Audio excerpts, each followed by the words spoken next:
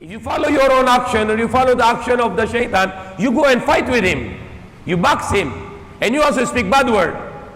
Is this the ugali of the Prophet Muhammad? No. That is not his ugali. When somebody comes and speak bad words to him and initiating him to fight, the Prophet Muhammad is humble. He don't fight back. He don't say any bad words. He make patient. He make patient until this man become okay. He will not fight anymore and he will listen to him. Because usually when you fight people for just for the words and you retaliate right away and you use some counter words and then the fight will get worse and you might kill each other. And that's happening. And the Prophet Muhammad said, the most strong among you is the one who is, the strong is the one who can control his anger. So control your anger. Don't be angry. Rather you control your anger. That is also attitude. And those things you can make Allah happy and you can show your love to Allah. You do it for Allah. Change your attitude. Because the things like, for example, praying, that's very easy. Giving charity, that's very easy. Fasting is very easy also. But example, if you need to be control anger, that's very difficult. It's very hard. You control yourself because you want to do something wrong and you control yourself. That's very hard also. There's a great challenge. For example, you are going out and you are passing through Jollibee and then you smell fried chicken and you are very hungry. And once you smell the fried chicken, Jollibee, you are very much more hungry, appetite. But you know that's haram. And now it's a real examination now, real trial. You know that's haram because it's not slaughtered, hindi katay. If Jollibee is halal, then Jamil no need to sell any more chicken. If all the chicken in the supermarket halal, you don't need to buy from Jamil the chicken anymore because he's selling halal chicken. But in the supermarket it's not halal because it's not slaughtered in the katay. So when you smell Jollibee and you control yourself, I cannot eat this because it's haram, because it's not slaughtered. So that shows your love to Allah. And that shows your fear to Allah, that how much you fear to Allah, takut sa Allah, and how much you love Allah, that you like something but you refuse it for the sake of Allah. Now that is also the one of the challenge now, how much you love Allah and how much you fear Allah. For example, December 25, many of the Balik Islam here, you are new Muslim and you have some relatives who are practicing Christmas. Now what is your love more? You love Allah more or you love your relatives more? You love them, you don't love Allah. If you love Allah, then you have to oppose them. No problem if they're angry to you, they get mad at you, they outcast you, no problem. You have to go against that. Why? Because they are insulting God Almighty Allah. They are insulting Allah. Because they say Allah beget a son. You know what is the meaning, beget a son? Allah said in the Quran, that is a bad word to Allah. Mumurahin kay Diyos. Kung sabi ng tao na si Diyos na may anak, para mumurahin kay Diyos. Why it's bad word? Because you are attributing Allah with reproduction. You know what is the reproduction? The reproduction is in the human and animals. The animals, like male and female animal, when they have a sexual relation, they produce a baby. That's called a reproduction. When a man and a woman, they have a marriage or without marriage, they have a sexual relation. And when the woman got pregnant with this sexual relation, when this baby comes out, that is a begotten son of that man. And that's called reproduction. So if they say that God have a son, so they make God with attribution of reproduction. That's a bad word for Allah. Because you make God is like human and animal. Ginawa nila Diyos parang tao at parang hayop. May reproduction. Na yung Diyos maging ama, tapos may ina, tapos may anak. So if you go and join them, then you don't love Allah. Because you accepted the celebration which is insulting Allah subhanahu wa ta'ala. So if you love Allah, then you care for Allah, you will not join any kind of celebration of Christmas, even if it is just to say a greeting. If somebody greet only, if somebody comes to you and say Merry Christmas, you just keep silent, it's also not okay. Because you silent. Why you silent? You say bawal.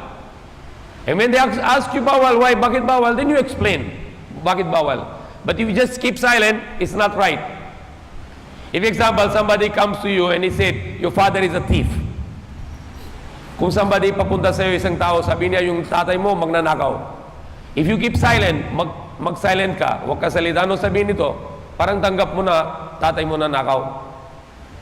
So you cannot keep silent if somebody comes to you and greet you with a Christmas. You cannot even keep silent. You must talk in a good way. Sabihin mo bawal. And they ask you, bakit bawal? Then you can start make dawa now.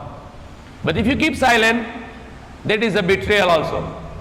You are betraying Allah subhanahu wa ta'ala. Because Allah considered this action is considered as bad words to Allah. Mamurain kay Allah, mamurain kay Diyos. So that's very big challenge now. Today is 21st, now people is starting to greet. They're expecting from you the gifts. And there are lots of Muslims, because they are businessmen, so they give exchange, they give gifts on Christmas. It is shirk. Giving a gift or getting a gift, it is a shirk. Because you are accepting a doctrine. And Allah subhanahu wa ta'ala give us a very good words in the Quran. Lakum dinukum waliyadin. Very simple. For you is your religion and for me is my religion. I don't force you for my religion. You should not have to force me your religion.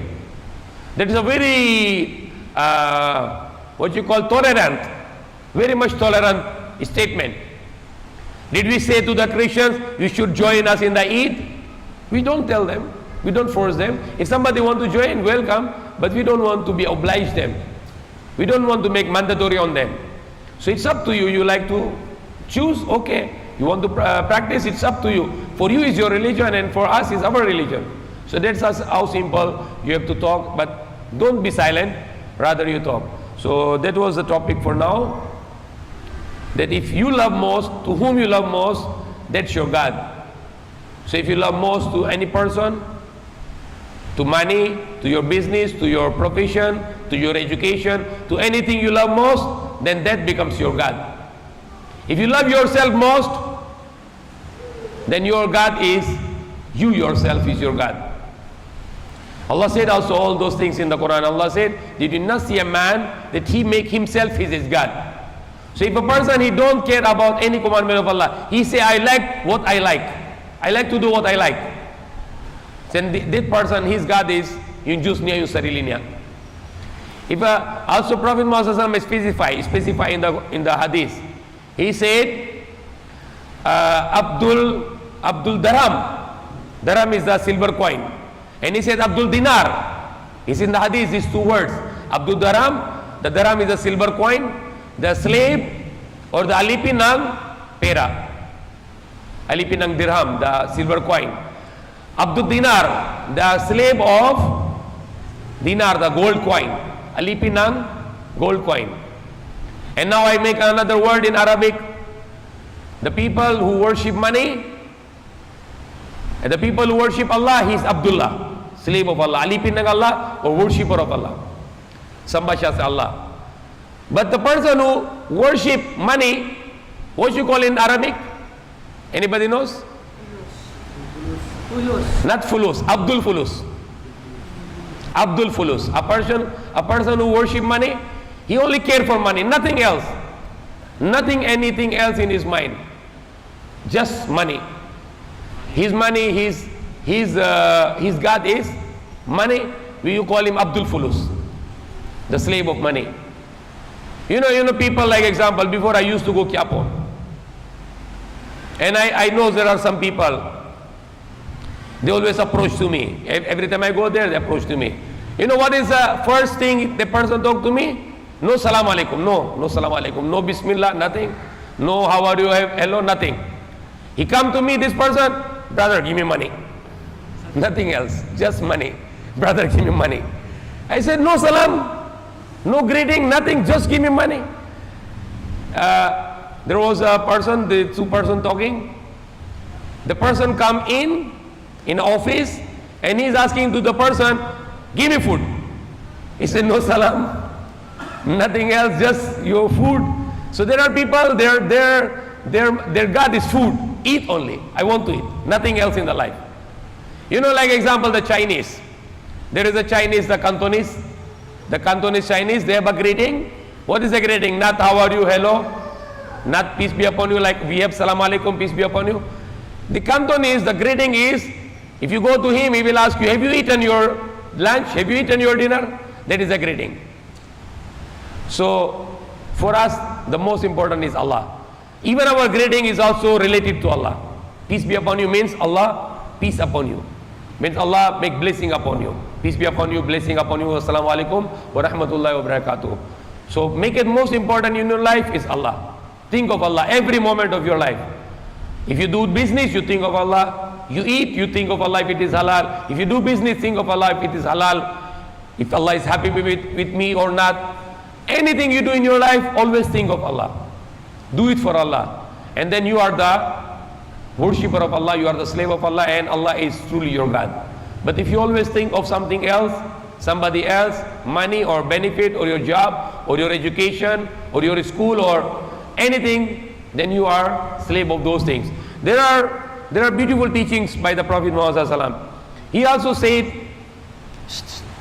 He also said about very important thing which is right now in the world today, which you call it fashion. Fashion is also a god. The women especially, they are fond of fashion. Fashion, they always think of fashion, nothing else in their mind. They want to get all the new kind of clothes, all new kind of watches, all new kind of shoes, everything. Their God is fashion. They want to get all kind of new fashion in their life. And if they don't have, they are not happy. And if they have all those, they become happy. So the purpose of their life is fashion. And Prophet Muhammad sallallahu alaihi wasallam said also the two more words. He said, Abdul Qamis, the slave of shirt. And he also said, Abdul, this one, the slak, the slave of the izar, the lower garment. So these are the hadiths which we have to explain it in the modern terminology. So people are running after the fashion. For example, I hate those people. For example, you buy the 10,000 pesos Adidas shoes. Why? Because of Michael Jordan. Is your Michael Jordan is your God? You spend 10,000 pesos for Michael Jordan because there is a name of Michael Jordan on that. Are you worshipping Michael Jordan? The people are using the name of Manny Pacquiao. And they sell the 1,000 thing for 5,000 because they put Manny Pacquiao signature. And you buy that. Is Manny Pacquiao become your God now? And they call it idol. What is the meaning idol? What is the meaning idol? In Tagalog, in Philippines, they call it idol. This is my idol. This actor is my idol. This sportsman, boxer is my idol. This basketball player is my idol. What is meaning idol? What is idol in Tagalog? Jus-jusan. Jus-jusan, di ba? Idol is jus-jusan. No, but in English, the idol meaning is jus-jusan. In English, the meaning of idol is ribolto. The English word idol is a Tagalog word, but in English, the meaning of idol is ribolto. If you go and check the dictionary, idol word, in Tagalog, I don't know what's the meaning, but in English, the meaning of idol is jus-jusan. Jus-jusan, because, for example, you buy the 10,000 peso shoes because of Michael Jordan, nonsense. Why not you just buy 1,000 pesos shoes and 9,000 give to the poor? How many people can eat? 9,000 pesos, how many rice you can buy? How many food you can buy? How much help you can give to the people for 9,000? But you don't care for Allah, but you care for the Michael Jordan because he's your God. That's why you buy the expensive shoes because of his signature, because his name is there. So this is another kind of idol worshipping. It's another kind of idol worshipping. So word Tagalog idol, in English, word idol is meaning is idolizing. Idolizing or making somebody your God. Worshipping somebody. So even though in Tagalog there's a different meaning, but actually the people are idolizing. You're idolizing somebody to make him your God. So that's all, inshallah. Is there any question, or we can make dua? It's 10:37 now. Idol Diyos, Diyos, in Tagalog.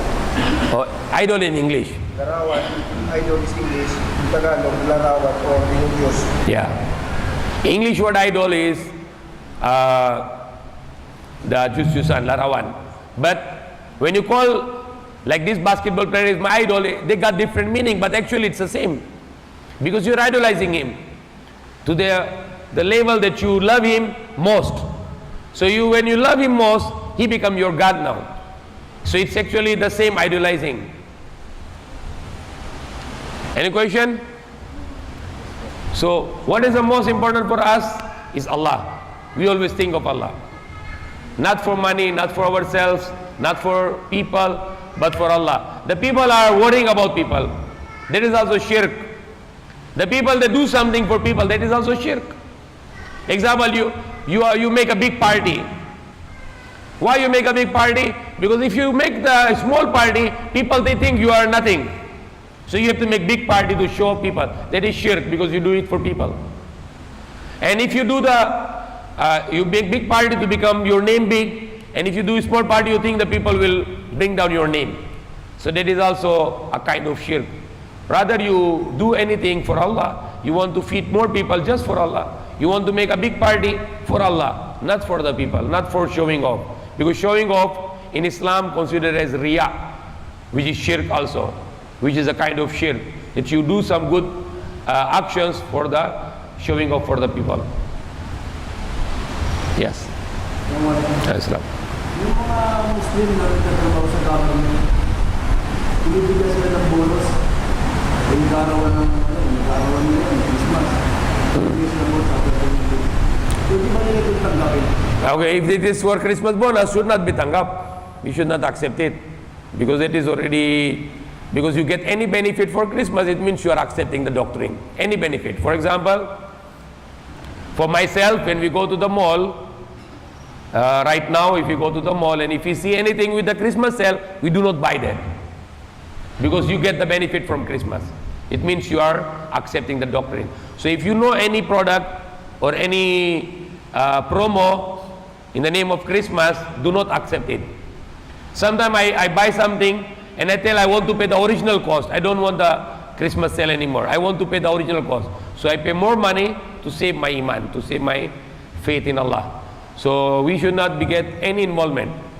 If there is a Christmas sale, for example, there are some Muslims I see, they go and join the Christmas bazaar. Many Muslims, they join Christmas bazaar. And then you say you are Muslim. How you are Muslim? You get benefit of Christmas. You join Christmas bazaar. Why? If you know, if you believe that is shirk, worshipping idols, they say that God have a son, and then now you go and join Christmas bazaar. So you are double standard. You call yourself Muslim and you join Christmas bazaar. If you are a Muslim, do not join the Christmas bazaar. You go out from that. Do not selling anything which is related to Christmas. Like some Muslims, they are selling Christmas lights. That is shirk, because you are joining their celebration by selling the Christmas lights. So these all things are your involvement in that celebration. So you do your best not to get any involvement, not to join in any way, not through business, not through joining party, not through greetings, not through any way. Should exclude yourself totally to save your iman, because Allah hate that somebody make a son for him, because he's only one. He was only one and he will be only one.